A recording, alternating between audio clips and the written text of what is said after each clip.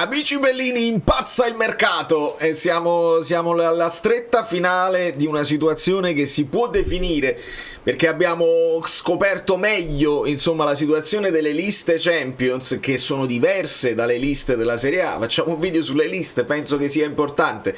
Quindi si sta muovendo Sesco, se ne sta andando Darwin Núñez, noi però coi terzini spagnoli cominciamo.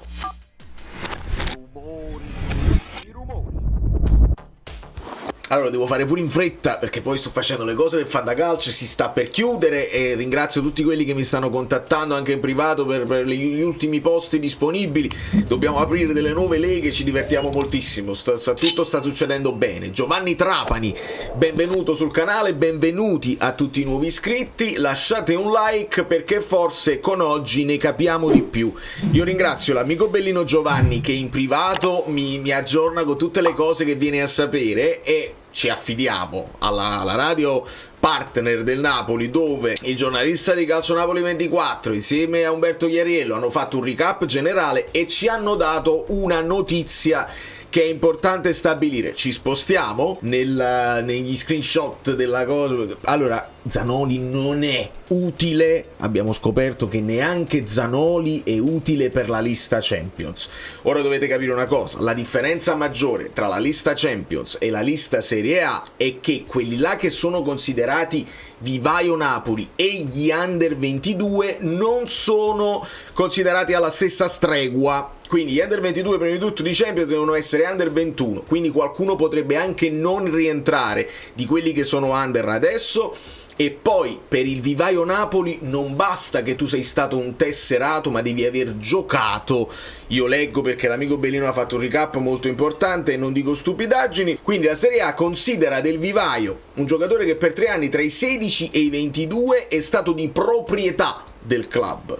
In Champions invece deve aver giocato per 3 anni nelle giovanili del club tra i 16 e i 21. Invece abbiamo azzeccato il discorso dei 21 perché il recap generale è questo. Di conseguenza, se prima il Napoli, ora il Napoli queste cose le sapeva già, erano gli esperti di mercato che non ne parlano, erano gli giornalisti che non lo considerano, e vabbè, possiamo prendere anche Darwin Núñez insieme a Lucca. No, assolutamente no, perché c'è una questione liste. E la questionalista deve tenere presente la Champions, perché se tu fai una squadra che per la Serie A va bene e poi in Champions non te li puoi portare, devi fare un ragionamento. Ecco perché pensavamo magari Napoli molla Guanlu perché si tiene Zanoli, perché se lo può tenere per la lista Champions. Questa storia non vale più e quindi ha senso, se ti piace Guanlu e riesci ad andarlo a prendere, di andarlo a prendere, visto che Zanoli ha mercato in Italia e puoi fare una serie di discorsi. Interessato l'Udinese, interessato anche il Bologna, quindi col Bologna potrebbe rientrare un discorso che prevede anche Fabian. Notizia di Alfredo Bellulà, ci diamo sempre la fonte perché mi pare che è stato il primo a parlarne, se non dovesse essere Miretti. Quindi in questo momento il recap generale è questo. Ho spostato, sotto giusto suggerimento di Umberto, lo stesso Raspadori, l'ho spostato di qua, cioè tra la lista dei 17, perché è uno di quelli che era in bilico che potrebbe andare, mentre quelli sicuri che restano sono Meret, Di Lorenzo, Buongiorno e Polità. Qua lo stesso Vergara, Asa, Colisacco che non ho messo perché li considero che non sono proprio considerati per la situazione. Contini è l'unico vero Vivaio Napoli che ti puoi tenere anche per la Champions. Zanoli e Vivaio Napoli per la Serie A. È giusto dire che è per te davvero una bella sfida. Come no, sarà sicuramente una bella sfida.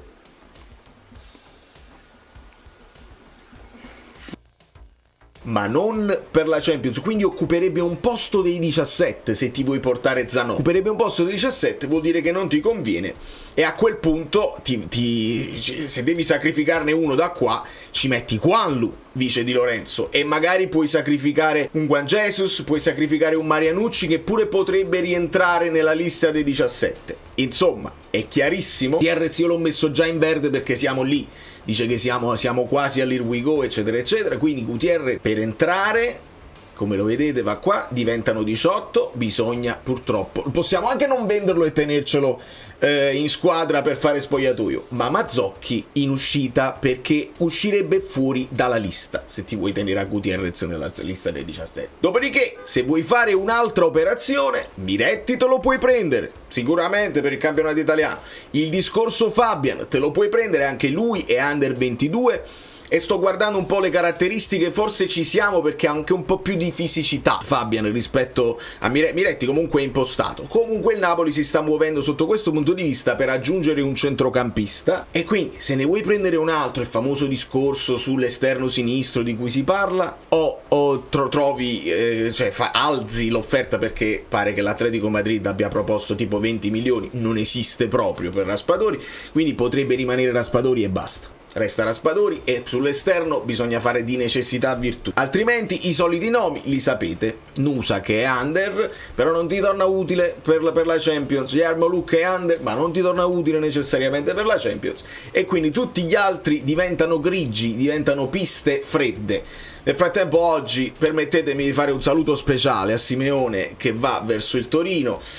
Abbiamo salutato anche Sgarbi, ecco perché è tornato Shedira in ritiro per fare gli allenamenti, insomma, perché abbiamo salutato anche Sgarbi, e quindi facciamo il massimo in bocca al lupo a uno che, al di là di quello che ha dato in campo, e nel primo scudetto ha dato tanto in campo.